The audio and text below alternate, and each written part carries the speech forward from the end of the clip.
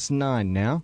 The Radio Wammo Breakfast. Suckling on the teat of tech. With Paul Brislen. Here's Mr. Paul Brislen, twitter.com/Paul Brislen. This is his gardening show, new feature to the show. G'day there, Paul. Oh, gardening. You've got to like gardening, don't you? It's a little bit damp outside today for gardening, mind. Yeah. I don't actually go in the garden when I garden. I just look at it out the window and go, We will cover why we're calling this gardening from now on very shortly. But first up, though, let's talk about the we've talked about, in fact, covered it quite extensively in the past. The copyright legislation that was or wasn't going to go through, Section 92A. I think people are familiar with the blackout that happened at the beginning of last year.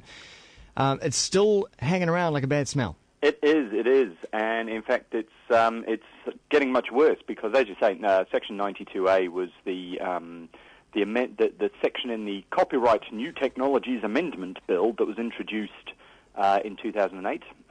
This little particularly nasty section was slipped in on April Fool's Day, I've just discovered, in a supplementary order paper, which means nobody's discussed it after you've signed it all off at Select Committee and you said, yes, that's all jolly good, thanks everybody for coming. Oh, by the way, we're just going to add in this little provision, and thanks very much, on your way out, don't let the door hit you in the butt. Yeah. So that's what they did. They snuck it in. 92A said, basically, if anybody points the finger at you and says, you're breaching my copyright, then you are guilty upon accusation, and the ISP in effect has to disconnect you from the internet. Yeah, but hang on, what happened to this 3 strikes and you're out scenario? Well, that was if you'd been warned and warned again, and then by crikey, we'll warn you a third time, and that's it, you're off. But there was no provision for, well, are these warnings, how are they structured? What are they warning you about? Do they have to prove anything, or is it just a legal threat? All this kind of thing was brought up by a lot of people who know an awful lot more about the law than I do, including Rick Shearer, who, if you ever need a lawyer, is the man to go to, clearly, and Judge David Harvey, who is the Manukau District Court judge who seems to get all of the IT-related cases because he understands this stuff. And they pointed out quite rightly that in the US and Australia, for example, most of these notices sent under a similar act over there, the Digital Millennium Copyright Act, were from businesses targeting competitors. They had absolutely nothing to do with copyright whatsoever. They were purely about businesses trying to get a leg up on another business. The system being abused. Exactly. So they pointed out quite rightly that this was awful. The newly anointed national government said, absolutely right, we'll get rid of it at once. And they started the whole process over again.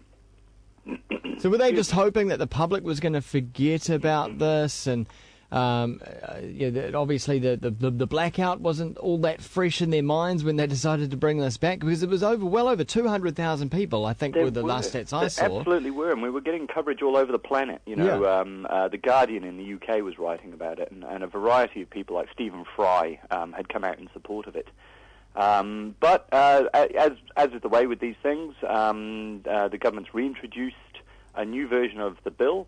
It's got a new name, so it must be completely different, except that Section 92A has been replaced with Section 122MA. Oh, right. Once again, without any warning, any public consultation. Basically, this is guilt until proven innocent. So change the name of it, and we probably won't notice. Yeah, we're too stupid. We won't notice, and even if we do notice, everybody will say, oh, didn't we get that all sorted last year? You know, I'm a bit over it all. So what they've done now is they've said, okay, if there's an allegation from somebody who owns the rights to this piece of copyright, so I say to you, Wammo, I believe that little tune you just played is actually my copyright, and you have stolen it. I then just have to sit on my hands while you fight it through the Copyright Tribunal and explain why you're innocent. This is a complete travesty. This is unbelievable, because this is a basic human right that you are innocent until proven guilty, not the other way around. So what can we do to fight this? Well, I would get up in arms and I'd be writing letters, and letters are very important in this because politicians are very old-fashioned creatures. Write some nasty letters. Get stuck in to your local MP, get stuck in, find out who your list MPs are that cover your area, write to anybody you can think of. The website, the parliamentary website will have all of their contact details. Write to all of them and make it personal and say, this is going to affect me because I listen to music, and I watch movies, and I am not a thief. Yeah. And you cannot take away my basic right to be innocent until proven guilty. And there's a great website, Rick Shearer's website. It's called lawgeeknz.posterius.com. And there's a whole, he explains it so beautifully in there, there's absolutely no point in me trying to do anything but just read it aloud. So definitely worth a read. And he starts off one of his posts there by saying it's Groundhog Day. It absolutely is. 2 years on, we're back to the beginning. Yeah, indeed. Yep. Okay, well, moving right along to something on more of a personal level for you, Paul. Normally, when we talk about mobile phone business, I say to you, now put on the Vodafone harness. And it chafes. Yeah, you still got the Vodafone harness there, or what? I've got it here, but it's parked over to one side because I've resigned. Ah. So I've resigned to go and work for 2ANZ, the Telecommunication Users Association. Oh, it's 2ANZ, not 2ANZ. I always say 2ANZ. 2ANZ. Oh, you can say it any way you like, Okay. really. We're all about the users. We're all about the customers, you see. Okay, so you're going to be Mr. CEO. I am, in fact, yes. They've given me responsibility, which is, I've got to say, rash of them, to put it mildly. But, hey, they've put their hand up and I've put my hand up, and here we are shaking hands. And, yes, so I am on gardening leave, which is this fantastic invention where the company you work for says, well, you're going to work for somebody else in the industry.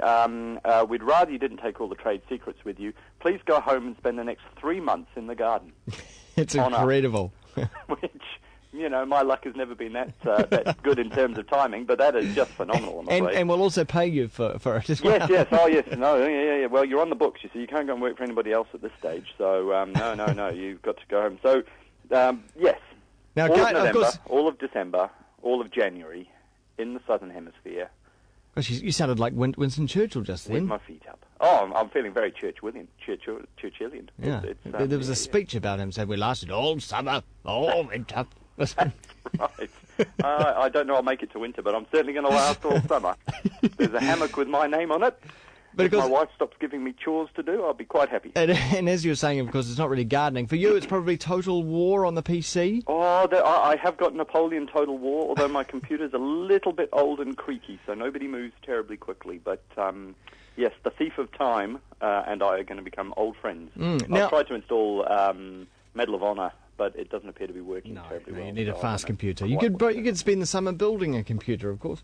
Well, there is that. Yeah, from scratch. Why not? I've got a bit of time to kill. That's right. I'm 4 days in, 86 days to go. And also just talking about your role, because, okay, so the 2ANZ, that's there for the telecommunication users, corporate users, big users, but also that also helps out the little person like me as well.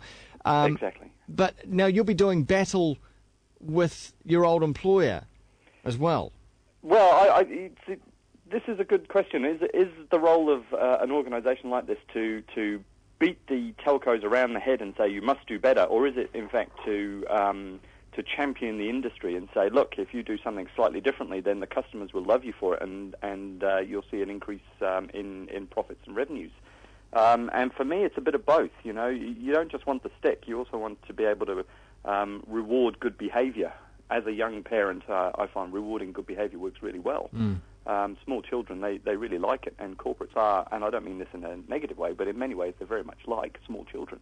They respond very, very vigorously to praise and reward. Yeah. So I don't see myself as beating anybody around in the head with the stick, but it's important to have a large stick should you need it. Well, hopefully you might be able to sort out my local exchange. That'd be nice. Yeah. I've got some time. I'll get a pair of pliers. Yeah. Head on down. Need someone there to rewire something. What trouble could I cause? Yeah. What mischief? All No, right. I can't do yours. Yours is not far from mine, and I think if I stuff up yours, then Yeah, there'll that'll be trouble. Yeah. Hey, thanks, Paul. And you'll stay on the show doing general technology talk? Oh, absolutely. Always happy to chat about what's coming up. Cool. All good stuff. All right. Well, thanks very much. We'll talk to you next week. Excellent. Paul Take care. Brislen on Twitter as well. Twitter.com/.